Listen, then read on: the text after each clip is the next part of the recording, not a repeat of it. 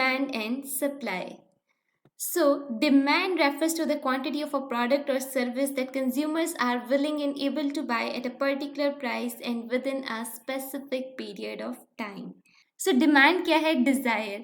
Consumer किसी भी product को कितना कंज्यूम कर सकता है वो उसकी क्या होगी? डिमांड होगी।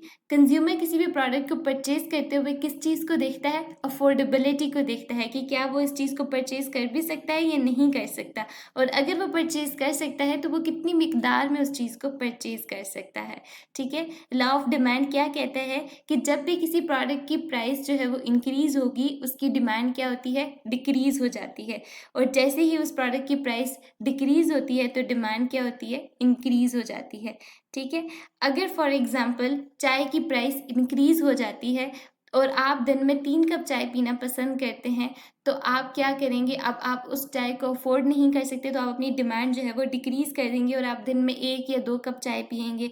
लेकिन जैसे ही चाय की प्राइस डिक्रीज हो जाएगी, आप फिर से अपनी पहली वाली रूटीन पे आ जाएंगे, क्योंकि अब आप उन पैसों में चाय को 3 दफ़ा पीना अफोर्ड कर सकते हैं। अब आप 3 दफ़ा चाय को पिएंगे।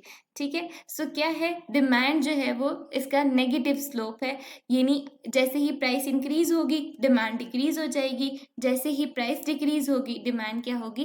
इंक्रीज हो जाएगी।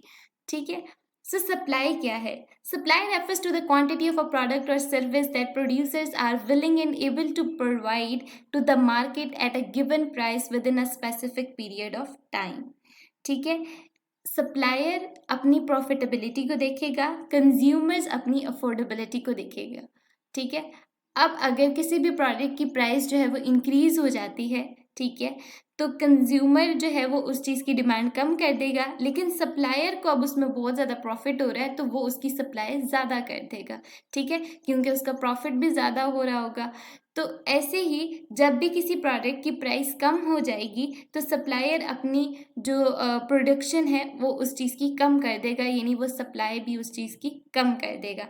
इसका हमेशा पॉजिटिव स्लोप होगा।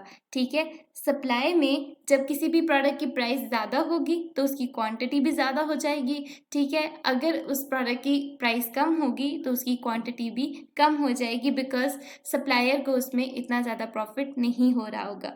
अब एक ऐसी स्टेट भी है जहाँ पर डिमांड और सप्लाई इक्वल हो जाए, उस चीज़ को कहते हैं इक्विलिब्रियम की स्टेट, यानी सप्लायर को भी उस चीज़ में अपना प्रॉफिट नज़र आ रहा होगा और कंज्यूमर को अपनी अफोर्डेबिलिटी नज़र आ रही होगी, तो वो जो दरमियान की स्टेज होगी वो क्या होगी? इक्विलिब्रियम होगी।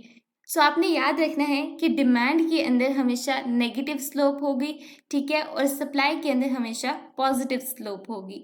डिमांड में आपने कंज्यूमर और उसकी अफोर्डेबिलिटी को देखना है, सप्लाई में आपने सप्लायर और उसकी प्रॉफिटेबिलिटी को देखना है। सो आई होप कि आपको समझ आ गई होगी what is demand and supply. If you have any question related this, put it in comment section, I will definitely reply you, and don't forget to hit the subscribe button. Happy learning.